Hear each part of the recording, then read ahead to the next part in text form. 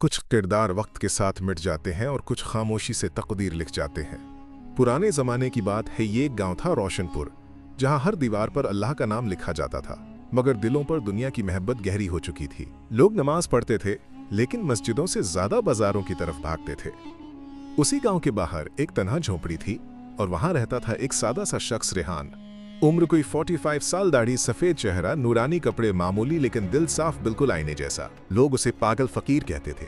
कोई उसकी बातों को हंसी में उड़ा देता तो कोई कहता, ये आदमी तो किस्मत बदलने की बातें करता है, मगर खुद की हालत देखो। मगर रेहान हर सुबह उठकर दरिया किनारे बैठता, मछली पकड़ता नहीं बल्कि पानी में डाली हुई खाली बाल्टी देखकर अल्लाह से दुआ करता, यार अब जो मेरे नसीब में है भी मुझे अता कर। वो दिखावे में बड़े नमाजी और परहेजगार थे, लेकिन अंदर से उनके दिल लालच से भरे हुए थे। एक दिन उन्होंने मिलकर कहा, इस रेहान को सबक सिखाते हैं ताकि लोग समझें कि किस्मत दुआ से नहीं दौलत से बनती है। सलीम, बशीर और शौकत तीनों ने मिलकर एक चाल चली। उन्होंने सोचा, अगर रेहान को हम सोने की ईंट दिखाकर बहकाएं और फिर उसे जलील करें तो लोग समझेंगे कि ये फकीर बस बातें करता है, कोई करामत नहीं रखता। दूसरे दिन तीनों ने एक सोने की ईंट को एक लकड़ी के बक्से में रखा और दरिया किनारे रेहान की बाल्टी के पास रख दिया। फिर दूर पेड़ के पीछे छुपकर तमाशा देखने लगे। सुबह सुबह जब रेहान हमेशा की तरह अपने कांपते हाथों से बाल्टी उठाने गया, उसकी निगाह उस बक्से पर पड़ी। उसने बक्सा खोला और देखा, चमकती हुई सोने की ईंट। तीनों दौलतमंदों के चेहरों पर मुस्कान आ गई। अब गिरेगा ये फकीर, दौलत देखकर भागेगा। लेकिन रेहान ने वो सोने की ईंट 2 पल देखा और फिर उसे पानी में फेंक दिया। हाँ, सीधा पानी में।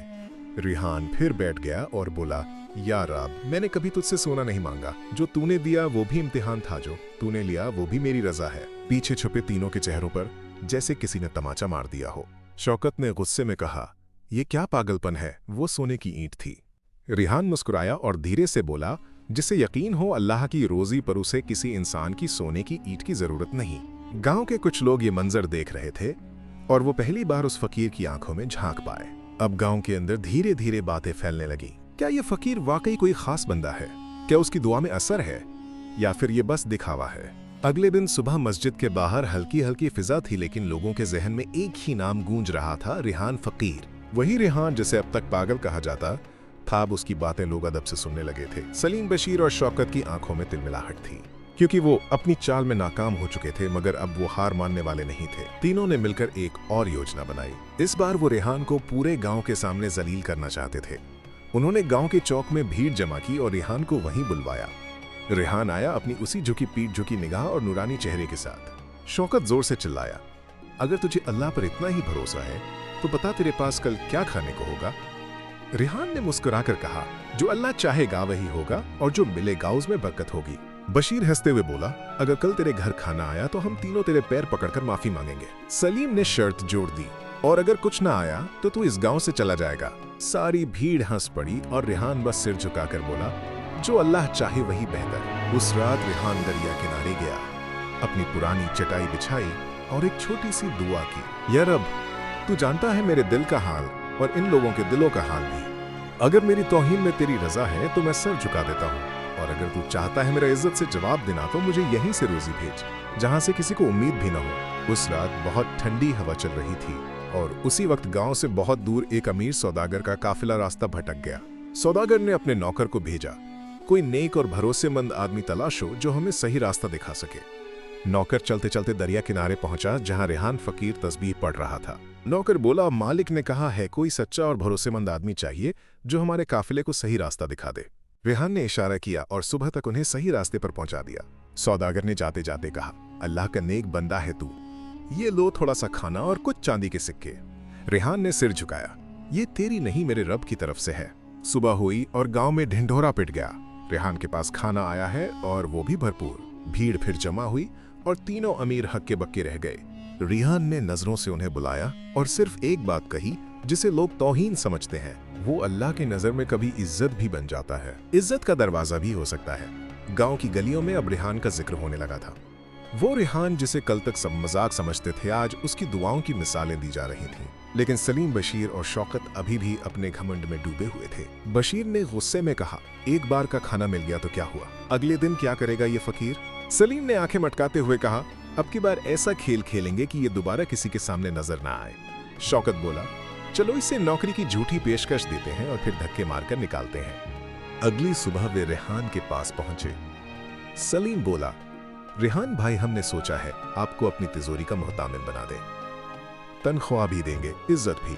रेहान ने उनकी आंखों में देखा, जानता था कि इसमें कोई सच्चाई नहीं, लेकिन मुस्कुराकर बोला, अगर इसमें अल्लाह की रजा है तो इंशाअल्लाह हाजिर हो। दूसरे दिन उसे बाजार के बीच बैठा दिया गया। सामने एक संदूक था जिसमें उन्होंने पहले से ही नकली चांदी और पत्थर भर रखे थे। फिर लोगों को इशारे से बुलाया और चिल्लाकर कहा, देखो ये फकीर चोरी करता पकड़ा गया है।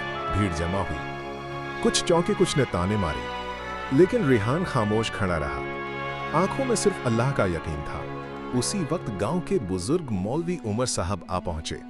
उन्होंने कहा, रुको, इससे पहले कोई इल्जाम लगे संदूक खोलो। संदूक खोला गया और अंदर से सोने चांदी के असली सिक्के निकले। शौकत हक्का बक्का, हमने तो नकली सिक्के रखे थे। रेहान पहली बार मुस्कुराया और बोला, जिस संदूक को तुमने धोखे से भरा था, अल्लाह ने उसे सच्चाई से भर दिया, क्योंकि जब दिल सच्चा हो तो तकदीर भी झुक जाती है। भीड़ सन्न रह गई। एक बुजुर्ग ने रेहान का हाथ चूम लिया। अब पूरा गांव पूछने लगा, कौन है ये फकीर, कैसे बदल गई इसकी तकदीर। कल तक जिसे तौहीन समझते थे, आज वही रहमत की पहचान बन चुका था। मस्जिद में इमाम साहब ने खुतबे में रेहान की सच्चाई का जिक्र किया। औरतें अपने बच्चों से कहती, बेटा उस फकीर रेहान जैसा सच्चा बनना। उधर सलीम, बशीर और शौकत का हाल बदलने लगा। लोगों ने उनकी दुकानों से सौदे करने बंद कर दिए। जो तीनों कभी ऊंची कुर्सियों पर बैठते थे, अब अपनी ही नजरों से गिर चुके थे। एक दिन तीनों बैठे थे। शौकत बोला, क्या सोच रहे हो?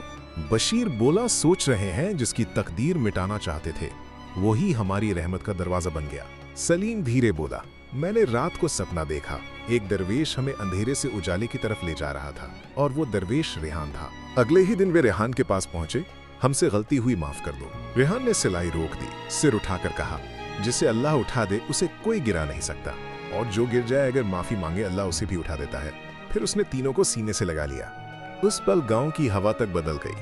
अब लोग कहते थे, यहाँ सिर्फ एक फकीर नहीं रहता, यहाँ तकदीरें पलटती हैं। धीरे धीरे रेहान फकीर का नाम आसपास के गांव में मशहूर हो गया। लोग दुआ लेने आने लगे। कोई बीमार माँ के लिए, कोई औलाद के लिए दुआ मांगता। रेहान कहता, मैं कुछ नहीं, मैं तो बस उस दर पर बैठा हूँ जहाँ से सबको कुछ मिलता है और कुछ को सब कुछ। सलीम, बशीर और शौकत अब उसकी खिदमत में रहने लगे। झोपड़ी की मरम्मत करवाते, खाना लाते। रेहान कहता, खिदमत उसकी करो जो तुमसे उम्मीद भी न रखे, अल्लाह वहीं से इम्तिहान लेता है। एक दिन गांव में एक अजनबी नौजवान आया, चेहरे पर थकान, हाथ में एक पुराना लिफाफा। वो मस्जिद गया और इमाम से पूछा, क्या यहाँ रेहान फकीर रहते हैं? इमाम मुस्कुराए, सिर्फ रहते नहीं, लोगों की बंद दुआओं के ताले खोलते हैं। नौजवान रेहान की झोपड़ी पर पहुंचा, कांपती आवाज में बोला, हुजूर यह खत आपके नाम है, मेरे मरहूम वालिद ने दिया था, कहा था जब भटक जाऊं से खोलूं और रेहान नाम के फकीर से मिलूं। रेहान ने खत पढ़ा, आंसू छलक पड़े। खत में लिखा था, अगर ये खत तुम्हें मिले तो समझना तुम अंधेरे से उजाले की तरफ बढ़ रहे हो। इस फकीर से सिर्फ राहत मांगना, लेकिन उसकी खामोशी से सीखना। रेहान ने नौजवान की पेशानी चूमी। बेटा, कभी कभी अल्लाह तकदीर एक खत से भी लिख देता है, और कभी एक फकीर की खामोशी से। अब गांव में नई चर्चा थी, वो नौजवान कौन था, उसके पिता ने ऐसा खत क्यों छोड़ा। उस नौजवान का नाम था सरफराज। वो रोज रेहान के पास बैठता, कहता, हुजूर मुझे रास्ता चाहिए, मैं बहुत कुछ हार चुका हूँ, अब सिर्फ अल्लाह को पाना चाहता हूँ। रेहान मुस्कुराकर कहता, जिसने सब खोकर भी अल्लाह पा लिया वही सबसे बड़ा पाने वाला है। एक दिन रेहान ने चटाई के नीचे से एक पुरानी किताब निकाली। जिल्द फटी हुई पन्नों पर गर्द जमी हुई।